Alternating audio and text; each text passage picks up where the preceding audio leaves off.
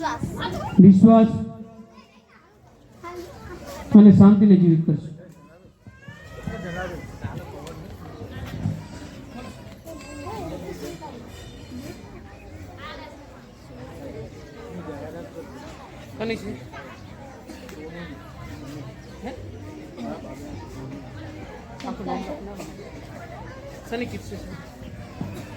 એક ઓરડામાં 4 મીણબત્તીઓ ધીમે ધીમે સળગી રહી હતી. 4 મીણબત્તીઓના કારણે ઓરડામાં પૂરતો પ્રકાશ હતો. 4 મીણબત્તીઓ અંદર વાતો કરી રહી હતી. હું શાંતિ છું, કોઈને મારી કાંઈ પડી નથી. બધા માત્ર મને મેળવવાની અને સાથે રાખવાની વાતો કરે છે, પરંતુ કોઈ મને મેળવવા કે સાથે રાખવાનો યોગ્ય પ્રયાસ કરતા નથી. મને લાગે છે કે હવે હું બહુ પ્રકાશિત નહીં રહી શકું. હું પ્રેમ છું. લોકોએ મને જીવવા દેવો નહીં રહેવા દીધો. મને બહુ જ બદનામ કરી દીધો છે. ભગવાનનો મુદ્દા તો માનવી તૈયાર રહેશે. રાણો જીંજો તૈયાર રહેશે.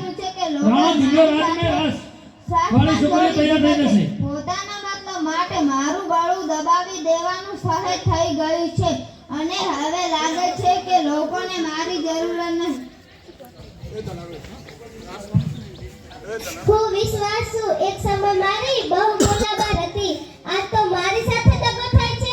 પતિ પત્ની જ્યાં ખૂબ નાજુક સંબંધોમાં સ્થાન નહીં રાખ્યું. હું જાઉં તો ક્યાંય ન જાઉં. મને યોનિમાં દુર્દાવસી આવી ગયા છે.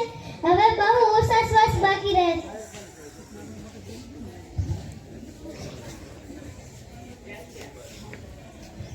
તમે મને બાળક તરીકે ખૂબ અન્યાય કર્યો છે.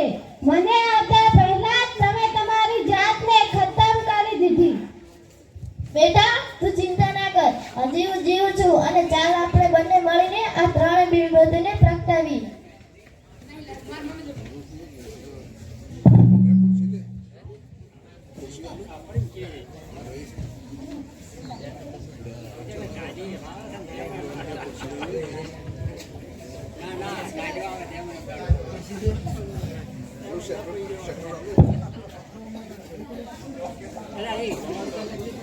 અરવિંદ તૈયાર છે.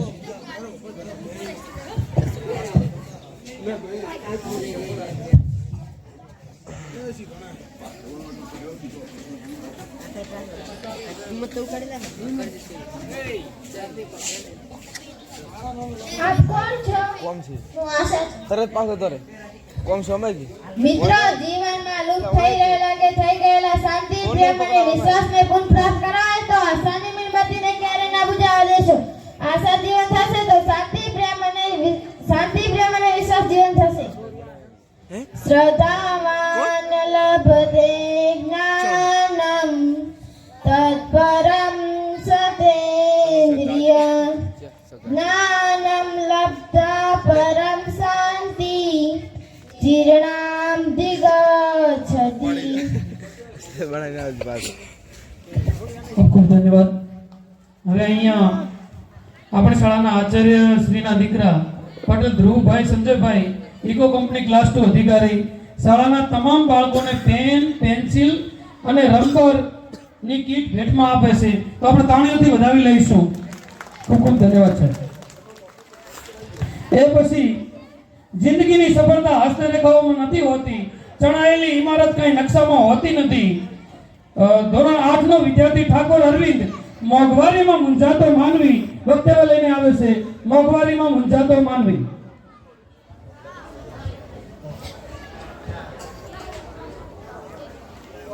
મારું નામ ઠાકોર અરવિંદ વી છે.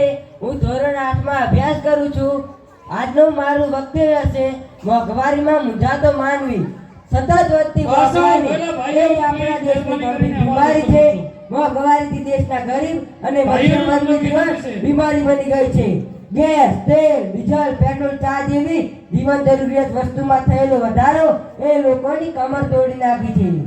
વળી જય કિસાન નારા લગાવી ખેડૂતના પાકની નહીં પણ ખેડૂતની હરાજી કરવામાં આવે છે. જગતનો તાત પોતે એક જ પોતાના માલનો ભાવ ન નક્કી કરી કંગાળ બની આત્મહત્યા કરવા મજબૂર બન્યો છે. શું આના માટે જવાબદાર?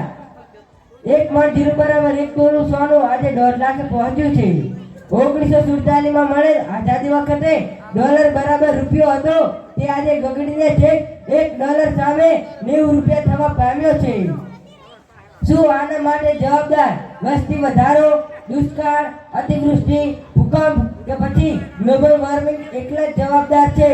નહીં, હું તો આના માટે જવાબદાર નફાખોરી, સંગ્રહખોરી, કાળાબજારીઓ અને સરકારી નિષ્ફળતામાં માનું છું.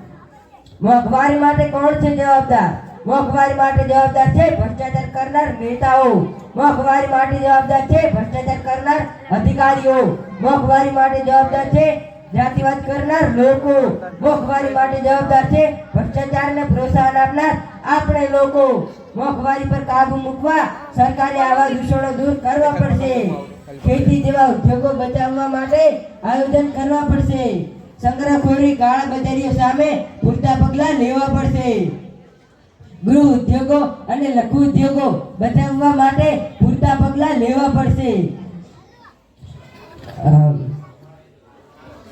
ઉત્પાદન વધારવા માટે મહેનત કરવી પડશે. રાજનેતાઓ અને ઉદ્યોગપતિઓ સમાજ પ્રત્યે પોતાની નિષ્ઠા અર્પણ કરવી પડશે.